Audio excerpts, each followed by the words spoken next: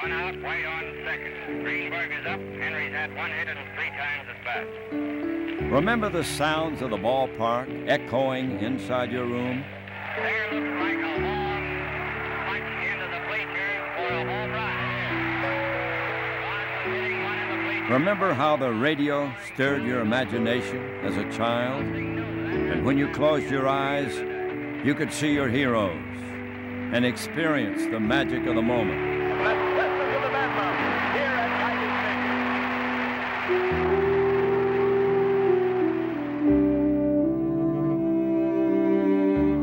For over 100 years, it has been a place of magic, a place of hope, a place of community. Remember the first time you came to the corner of Michigan and Trumbull?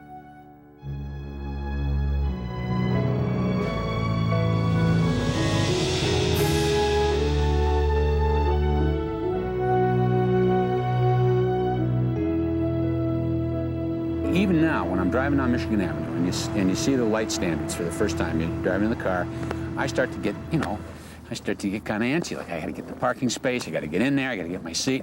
And it's pretty close. It's about 95% of the feeling that I had when I was a little kid going to Tiger Stadium. It is an experience that has bridged the generations, an experience that is part of our heritage. When you pass through the gates, troubles seem to evaporate. I think most people remember the first time they entered that ballpark holding the hand of a parent or maybe an older relative and walking through those tunnels and seeing that enormous expanse of green out in front of them, and it's a memory that's just indelible. Souvenirs, pennants, baseballs, bats. Hot dog day. Sometimes these people sit in the same seats they sat as kids, and they take their kids. And I think that's the charm of old ballparks. I think it's a big sense of pride to everybody that it's their place. But there's no other stadium, there's no other place that you can all go to and sit with a stranger sitting next to you and talk about the same thing that you love about being there. It's almost like when you go to church on Sunday, you all feel a part of that kind of thing. Michigan and Trumbull is a corner that is intersected with the history of this city. It was a place where immigrants eager to become part of the American mosaic learned the language of baseball. It was a place to escape reality when hard times had Detroit on its knees. It was a place of healing when the streets burned and people were divided. The stadium has grown and changed with the times, but one thing has remained constant: the love affair 5 generations of fans share for the corner of Michigan and Trumbull. Well, to me, if people feel like Willie Horton feel, Tiger Stadium is life, as far as I'm concerned. It's my life. In 1895, giant elms and oaks provided shade for the Western Haymarket. Most of them would be cut down to make room for a new spot to play baseball, Bennett Park.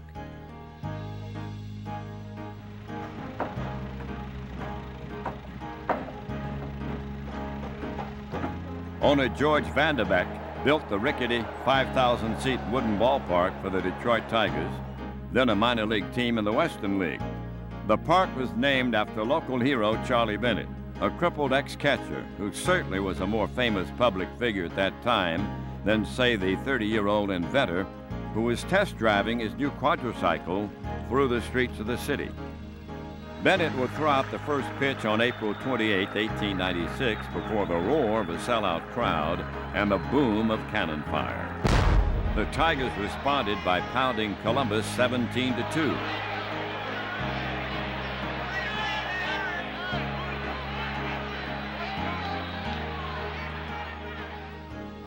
Football was played here almost from the beginning, with the University of Michigan a regular tenant during the gay 90s. Fielding Yost's team played its last game at Bennett Park in 1901.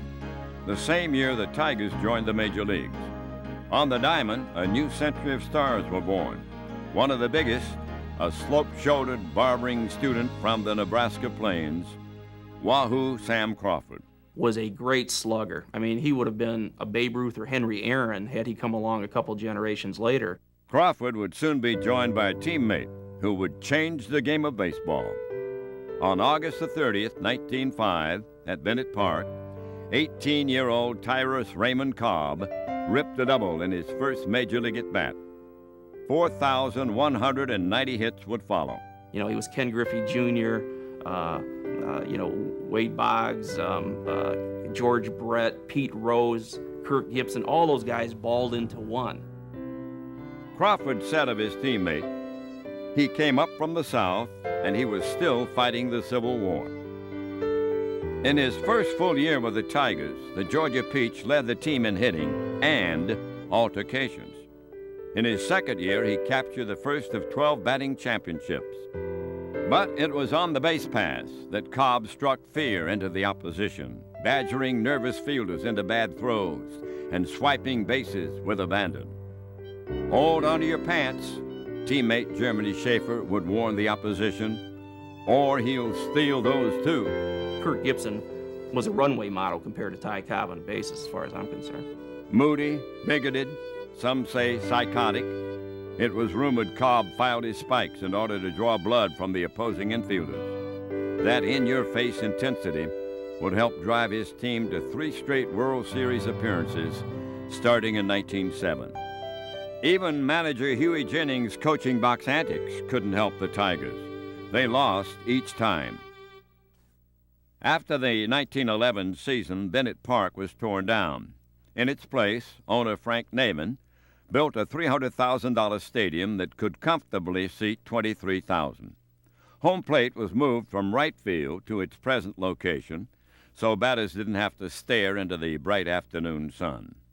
On April the 20th, 1912, just 5 days after the Titanic tragedy, a full house christened the city's newest modern wonder. Cleveland's shoeless Joe Jackson scored the first run at Navin Field, but Cobb would steal home plate and the game by a score of 6-5.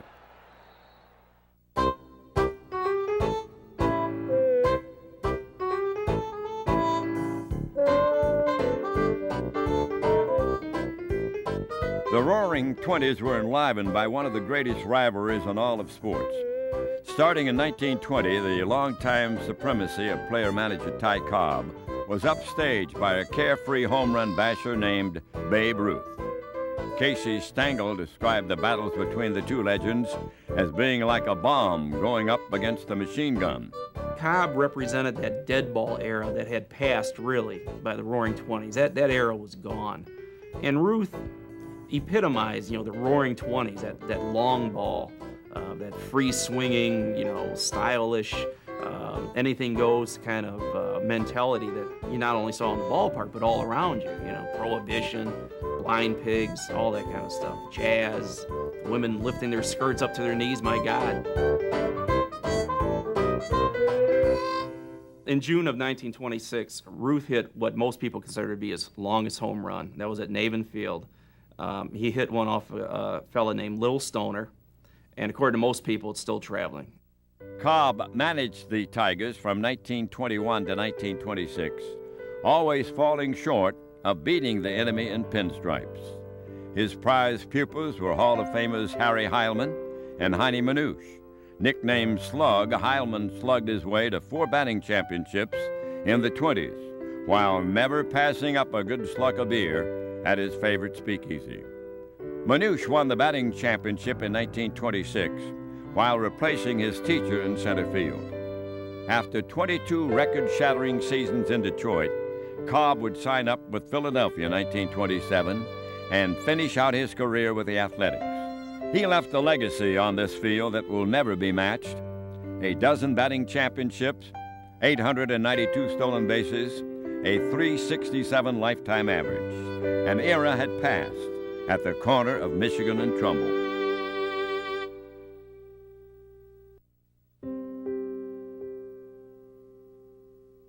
The Depression hit Detroit harder than any other industrialized city in the country. Auto production dropped by 2/3. 4,000 children a day stood in bread lines, and attendance plummeted at the ballpark. People use it as use baseball as an aspirin, I suppose, because things were tough. I mean, really tough. And there weren't a heck of a lot of people came down to ball games in those days. The homelessness, the hunger, and the misery would make a lasting impression on a rookie pitcher. I'll never forget it because you're right. There were soup lines. Detroit was just dead. How the people found enough money to come out to the ballpark, I'll never know. In order to boost the gate, the Tigers introduced gimmicks like Ladies' Day and doubleheaders. But eventually, it was a team on the field that would bring the fans back to the corner. I always wrote that, I said, I'd give 1 year of my life if I could get on a trolley car on Michigan Avenue or Trumbull and take it down to the ballpark in 34 and 35 during the Depression, when the Tigers did what they did to win the pennant. It was called the team that made Detroit forget. Veteran catcher Mickey Cochran was purchased from Philadelphia for $100,000 Depression dollars prior to the 1934 season. They called him Black Mike for his fiery disposition. He not only caught every afternoon, he managed, a double duty he performed with a fury not seen since the days of Cobb. Another veteran, Leon Goose Goslin, who had played with the Washington Senators in 3 World Series, took over left field. And then there was Linwood Schoolboy Rowe, a towering right-hand pitcher who could also hit. And at second base, the mechanical man, Charlie Gehringer, a crowd favorite. He was really a cool guy then because he was very quiet, didn't say anything, but he made all the plays. And he wasn't a showboater at all. Gehringer would inspire a generation of sandlotters to imitate his style and grace. He even helped motivate one young girl to realize her dream of playing in a league of their own. I came with 3 older fellas, and we were sitting there, and Charlie Gehringer, he was my idol anyway, and I watched him. And then after he got through fielding the ball, you know, I went out in the aisle there, and I started imitating him. And I did it so many times, my brother wanted to take me out and take me home. Finally, there was a power behind the G-men, hammering Hank Greenberg. I spent 6 years with Hank Greenberg, and he was probably one of the great gentlemen of the game. The 34 Tigers lifted the spirit of a depressed city, beating out the Yankees to win their first pennant in 25 long years. Listen, at that time, if you remember, the Yankees were kings. Yankees, New York Yankees. They had a terrific ball club, Babe Ruth and all that gang. And we beat the pants off them in 34 and 35. I love to play against the Yankees. In the World Series, the Tigers would draw Dizzy Dean and the rest of the Gas House Gang from St. Louis. This is my brother Paul Dean, better known as Daffy. We're both full of ambition against those Tigers. Up 3-2, Detroit was ready to crown their heroes upon the return of the series to Navin Field for Game 6. But a hotly disputed call late in the game gave the Cardinals a 4-3 victory. You're born to make mistakes, I guess. I've made them. I've seen other guys make them. But that cost us that World Series, that decision at third base. We should have won that series in 6 games. The next afternoon, the stage belonged to the showboating Cardinals. With St. Louis up 8-0, Joe Ducky Medwick made a hard slide into third baseman Marv Owen. Tiger fans in the temporary bleachers in left vented their frustration at Medwick when he took his position the following inning. All the fans out there in left field started throwing garbage at Medwick, throwing cabbage, heads of cabbage, pop bottles. Billy Rogel said if they had a Model T Ford, they would have thrown that out on the field at him too. And the fans were just frustrated. And of course, when somebody picked on one of the Tigers, well, they had the whole city to whip, you know, in fact, the whole state. So finally, Judge Landis, in a very controversial decision, called for Medwick to be removed from the game. Where all that garbage got from, I don't know. But I'm telling you, it's a good thing he didn't go back out there. I'm telling you. The Cardinals won the game in the series, prompting Frank Navin to moan, "Are we destined to never win one of these things?" The answer was yes, though Detroit would have to wait another October. In 1935, Navin Field was the place to be.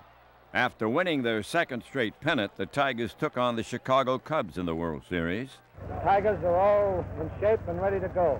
And just like the previous year's battle with the Cardinals, the Tigers were up 3-2 when they returned to Navin Field on October the 7th. Over 48,000 fans nervously watched the score seesaw back and forth until it was all tied up, 3-3, going into the bottom of the ninth. I was sitting in the dugout, and Goose Goslin was sitting beside me, and when the inning opened, and he said, "You know, I have a feeling." He said, "I've got a feeling that I'm going to win this ball game." He said, "I'm going to be at bat with the winning run on base, and we're going to win this ball game." And there it does go. It's a clean hit. Watch Mickey fly around those sacks. He rounds third. He's coming home. And here comes Mickey Cochran home with the winning run. The run that won the game and the World Series for the Detroit Tigers. And everyone celebrating. Everybody happy, you know. And it was it was something to watch. It was something. The town just went crazy. It was an escape from reality.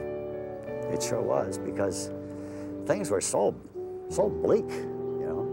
And to come in here and watch these guys play baseball, and Yankees and the Red Sox and the White Sox and the Washington Senators back in those days, and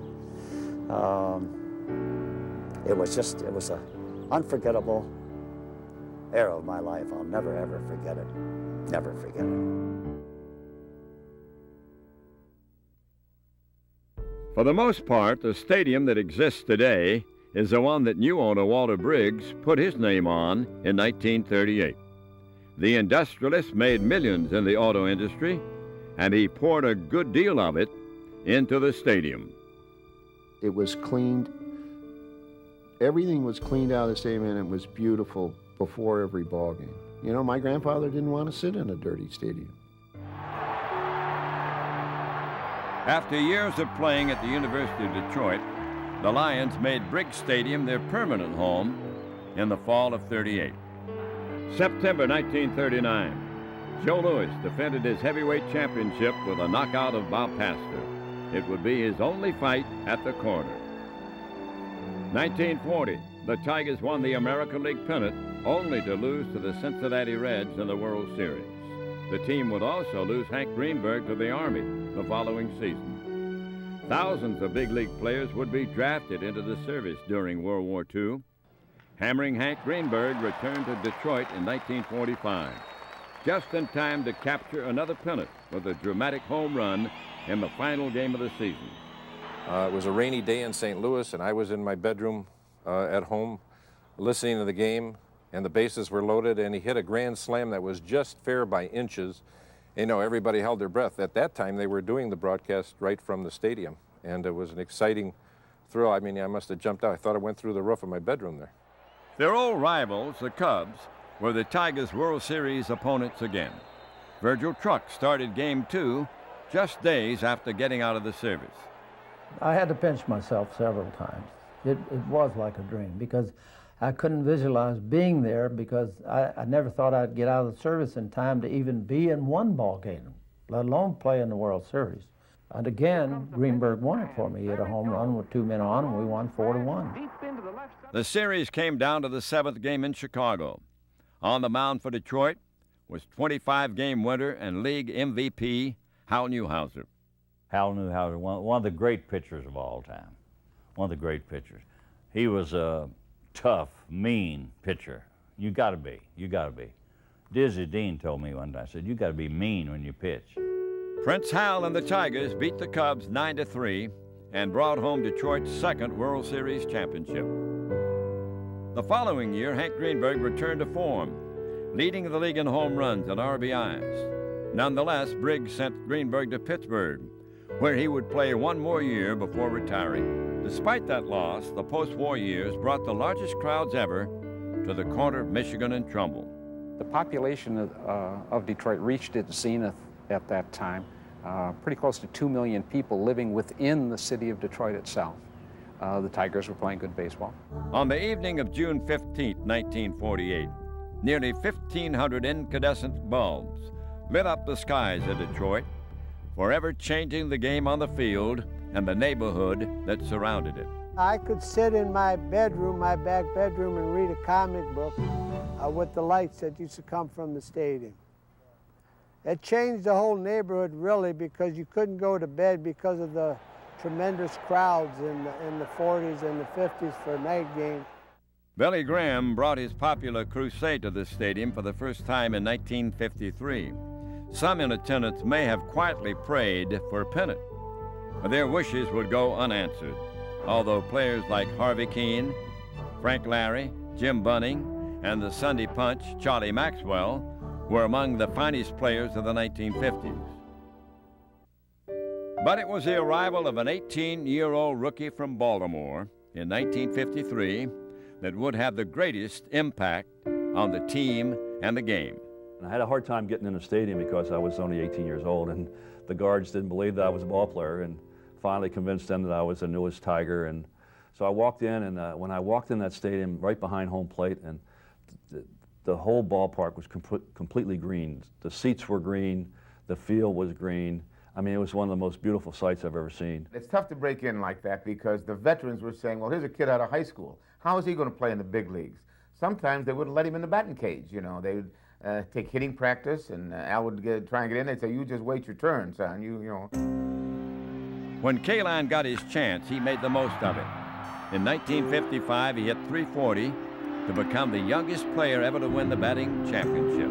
For the first half of the year, I don't think the opposing pitchers or teams really respected me that much. They figured, well, you know, I can get this kid out. As good as Kaline was as a hitter, he was equally as dazzling in the outfield. You got to have instinct, and he had all the basic instincts from the time he arrived at the Tigers.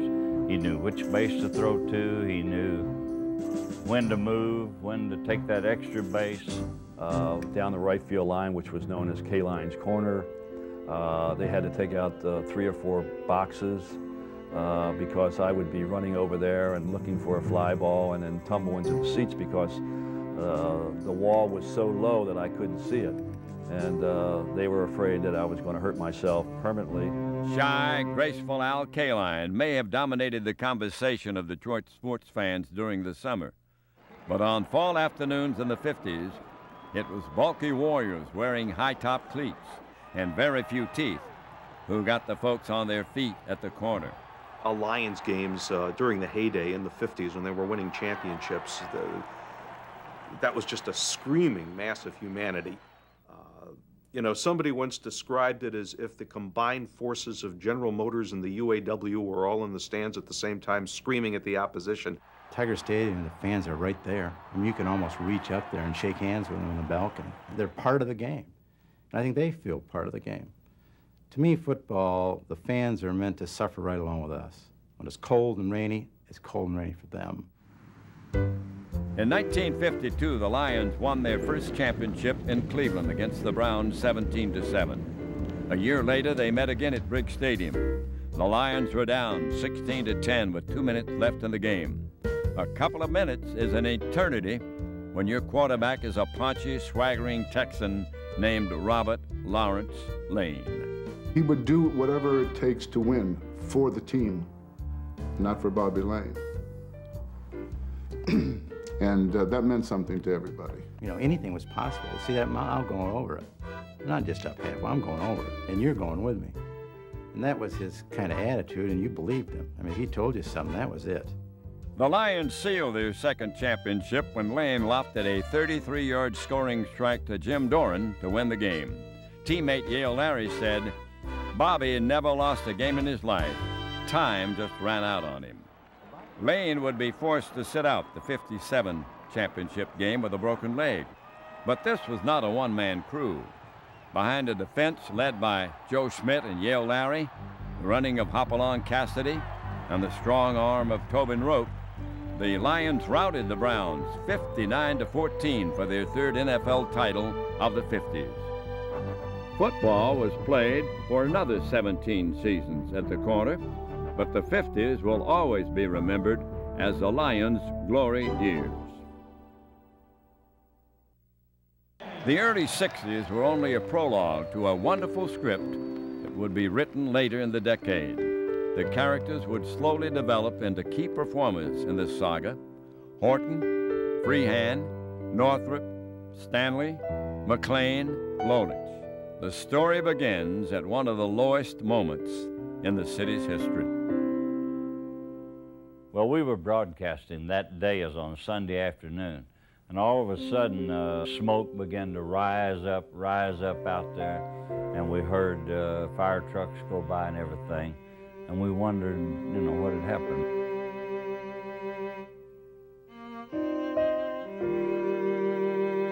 Leaving the ballpark, and just about where the riot was, I lived around in there, and I'm seeing all kind of policemen, people in the street. We didn't know it, at least I didn't know it. I never forget riding to Livernois area, 12th Street area somewhere. And I'm in my uniform and seeing this happen. It was a shock. And this is Detroit. This is not happening. And that's when I realized what was going on, And I mean, there was tanks, really. People were shooting, people scurrying. Law and order have broken down in Detroit, Michigan. Pillage, looting, murder, and arson have nothing to do with civil rights. What can I do? What can I say? And I've seen myself walking down, seeing buildings on 12th Street, people breaking it, and I'm trying to talk to people. And people listen. People know me in the city since I was a kid. 4 days of rioting resulted in 43 deaths and millions of dollars of damage. Mickey Lolich was one of the thousands of National Guardsmen called to patrol the streets in the aftermath of what was then the worst civil disturbance in U.S. history. As the hot summer of '67 wore on, there was hope that a pennant would ease the pain and despair of July. Those hopes boiled down to a final at-bat of the season. And I'll never forget the last game we played. Dick McAuliffe, with a man on first and third, 1 out, had not hit into a double play all year long. He had a one-hopper bang-bang play at first base, and the season's over with.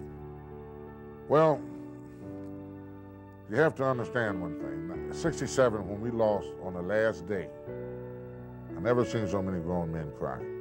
I mean, they were distraught. We didn't wait till next year came. We started talking that evening, that Sunday. I never forget that Sunday. We had our champagne. We still celebrate. We celebrate the win the following year. We know that we're going to win. Tigers do it this year?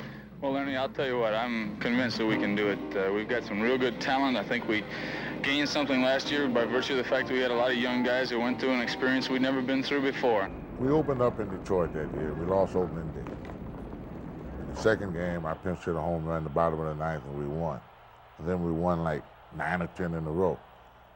So that took a little pressure off of, I believe, the city and a lot of people, because then they started talking about the Tigers. We're all behind our baseball team. Go get 'em, Tiger. It will always be remembered as the year of the Tiger, and what a year it was. A record-setting 103 wins, many of them dramatic comebacks in the late innings. Swung on is a fly ball to right. It's deep, it might be. Back is Robinson, and it is a home run.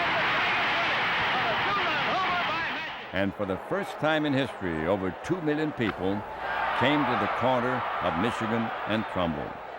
The second precinct was the police officers that took care of Tiger Stadium. They were the ones down in that area. And they told me that in 1967, you'd find 4 people standing on a street corner looking for trouble. And in 1968, the same 4 people would be standing on that same street corner with the transistor radio listening to a Tiger game. Fastball, base hit. Tigers are going to win this one. Tigers are winning one, and McLean wins his 30th ball game of the year. In 1968, Tiger Stadium became Detroit's common ground. It was maybe the only place in the city where people could come together again and cheer for a common goal. It never has left my head. September 17th, 1968. It's burned there. Greatest single moment, Don Wirt single to right field, scored K-line from third, won the pennant.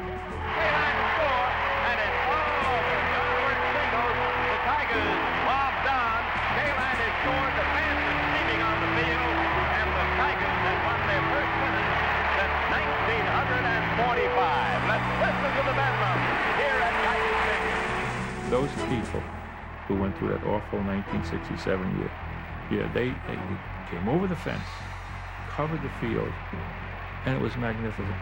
At that time, I was the chairman of the Michigan Civil Rights Commission, so I knew the rupture and the fracture of the city as a result of the riots. But when you look at the Tigers of '68 and you see a mixture of blacks and whites pulling together, winning a pennant, it's a unifying experience, and that's what that was. The Tigers storyline from here is as familiar as your favorite novel. Fans keep retelling it, relishing the details. It has a David versus Goliath quality.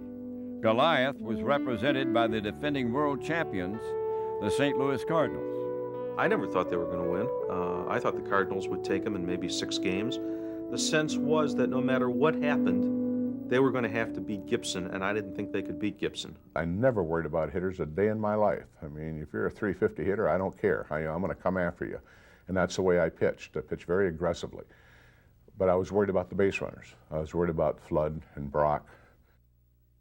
Game 1 was played as scripted, as Bob Gibson struck out a series record 17 batters for a 4-0 win. God, I'm glad I didn't have to face him too much. He's outstanding. What a competitor. Great stuff. Very intimidating on the mound. Lolich won Game 2, but the next 2 at Tiger Stadium went to St. Louis. The Cardinals appeared to be on their way to wrapping up the series in Game 5. They were up 3-2 in the 5th when Julian Javier singled with a speedy Brock at second base. Brock, who had tormented the Tigers all series, seemed to cinch to score. We saw him do that second, kind of go around third and loaf in the home plate. We seen the guys in outfield just take the ball and lobby. And we said, wow. I mean, that's too much respect. And all we had to do is do our job. Horton did just that when he threw a strike to Bill Freehan at home plate, and Brock was called out. It was a turning point of the game and would produce one of the most famous action shots ever snapped at the corner. In the bottom of the 7th, with the Tigers still down a run and the tying and go-ahead runs in scoring position, it seemed only appropriate that the moment belonged to number 6. Anytime you play in the big games, and nothing's bigger than the World Series, and you're in front of your home people, and everybody's pulling for you, and then you're supposed to be the big guy, and you're supposed to be the guy to get the job done, and to be able to come through in that situation, you feel like you're walking on air. Kaline's clutch single gave the Tigers a lead they never lost. The 5-3 win gave the Never Say Die boys from Motown new life, and their once discouraged fans fresh hope. I have heard cheering at Tiger Stadium for many events and many occasions, but the reaction from the fans that day, this was the hero. They'd worshipped him for 15 years, and it had come back paid in full. This was the payoff. The series moved to Busch Stadium. After the Tigers routed the Cardinals in Game 6, Mayo Smith called on the tired left arm of Mickey Lolich for Game 7. And when they come to me and ask me to go on 2 days rest, I'm like, sure, I'll do it. I never turned down a baseball a day in my life to walk on that mound. Remarkably, Lolich battled Gibson to a scoreless tie until Jim Northrup came up in the 7th. Northrup sent the ball sailing towards Curt Flood in center. I mean, he made one step in and then he was done. And he slipped a little bit. But that half step he took in, I hit it real hard and it short hopped the center field fence. When they replayed it, it was 25, 30 feet over his head. So I doubt had he even gotten a good break on the ball, he would have caught it. And I tell everybody it really doesn't matter. He didn't catch it, and we have the ring, so that's the way it is. Mickey Lolich took the mound with a 4-0 lead in the bottom of the ninth. When I walked out on the mound in the ninth inning, pitched ninth inning, I knew that I had beat the St. Louis Cardinals. The Tigers are the new world champions. And I always say we were the last true champion without the playoff. And it means a lot. Now, nowadays, you know, they buy pennants, buy World Series. We homegrown our pennant World Series, if you know what I mean. A friend of mine said he watched that game on television, and one of his friends turned to him and said, you know, it's never going to be this good again. We're never going to experience anything like this again. And he's right. I've never experienced anything like it.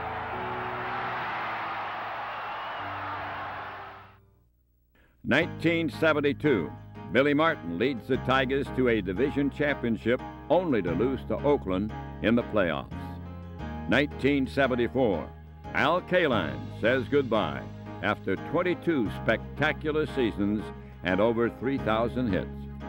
1976, Mark the Bird Fidrich takes flight and for one unforgettable summer captures the hearts of baseball fans across the country. And in 1979, Sparky Anderson is hired as the new manager of the Detroit Tigers. When he first came to Detroit Tigers, very strict. I am the iron ruler, my way or the highway. I love to grow vegetables in my garden, and if there's any weeds in them, I'll take them out. These are Cinderella's slippers.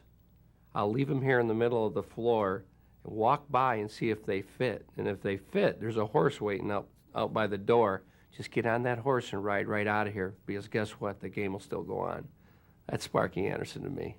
I thought after the 83 season, I told my wife, I said, I really and truly believe we can win it all next spring. She said, well, in case you forget, I want to remind you, you told the people that you would win in 5 years. This coming spring is the 5th year. I said, oh my goodness, I forgot about that. Opening game at Tiger Stadium, 1984. The tone of the season was set by veteran first baseman Darrell Evans, the first high-profile free agent the team had ever signed. Evans paid immediate dividends. Couldn't dream the moment more, or put yourself in that place and have something that wonderful happen. I hit the ball on the upper deck. And wonderful things started happening for the team. A record-setting 35-5 start that got the whole country talking about Detroit.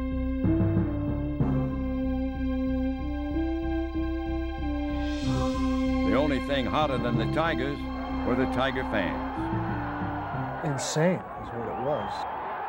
From the wave starting there all the time, I think I saw more variations of the wave in Tiger Stadium than I saw anywhere else. I never remember going into any ballpark and having the fans respond to a ball club the way the fans did for us in Tiger Stadium. And because they were so close on top of what was going on, because of the configuration of the ballpark, it just was electrifying. It was nuts. It's over! It seemed only fitting that MVP and Cy Young winner Willie Hernandez sealed the division championship. We had such a great ball club in '84 that it was real easy, because you didn't, in a lot of places I was one of the 1 or 2 or 3 guys always dependent on doing something extra. And I became just a part of history again. And those guys that had played before, like I said, Cobb and all those guys that have been out there before, I think they're out there to pat you on the back. I really do. I think they're there with you when you step into that stadium. The Tigers dominated the competition in postseason, up 2-1 against the San Diego Padres. Old reliable Alan Trammell had a pair of 2-run homers for a 4-2 victory. I think we all, as young kids, you know, we dream of being a major league player. We dream of making it to the World Series. And, you know, we all put ourselves in the driver's seat where we do well. Trammell would go on to win the Most Valuable Player award for the series. But for pure dramatics, Game 5 belonged to that unshaved force of nature in right field, Kirk Gibson. I had to visualize success, and I had to look up in those right field seats, and I had to look into the dugout and say to Sparky Anderson, I bet you $10 I'd take him up top.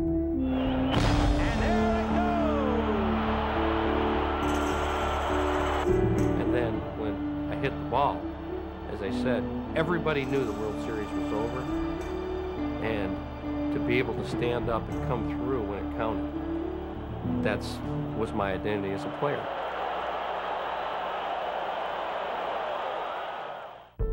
For the fourth time, the Tigers were the World Series champions. The team that celebrated that night would eventually disband and split apart. They made one more remarkable run at the division championship 3 years later, only to lose to Minnesota in the playoffs. There were no baseball dynasties at this stadium. Championships were few and far between. Maybe that's why we cherish those moments of victory so much. Cochran crossing home plate in 35.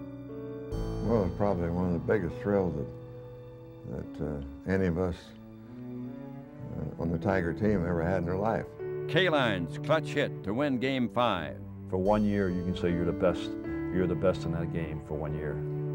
And Gibson's victory dance around the diamond. The playing field at Tiger Stadium, if you think about it, really the stands in the stadium is kind of a dark setting. And the field was really a stage that's very well lit. And you've got those big, huge light towers up there that just beam down. And I think it's the greatest stage that I've ever played on.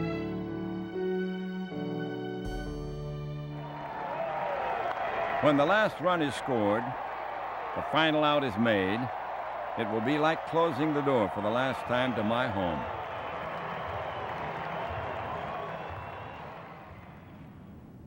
I've often said that I've spent more time in this stadium than my own living room. I've been here on cold, quiet nights when players say they can hear my voice in the outfield. And I've been here for those wonderful moments when it was hard to hear myself above the roar of the crowd.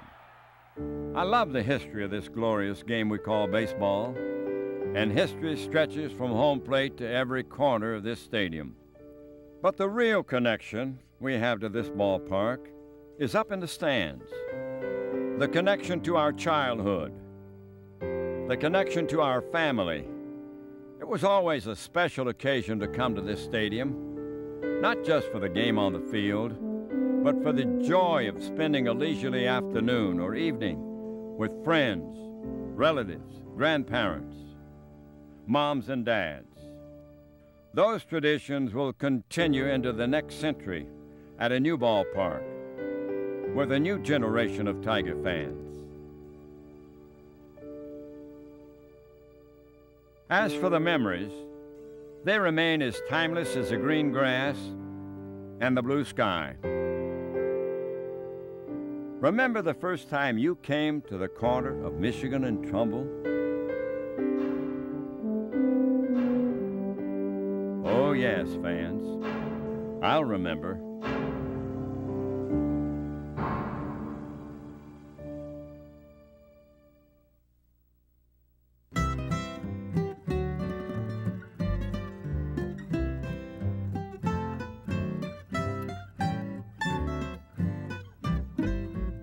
The corner, now so famous, began another way. The farmers drove to market, and there they sold their hay. From the dirt and cobblestones, an origin so humble, emerged the famous corner of Michigan and Trumbull.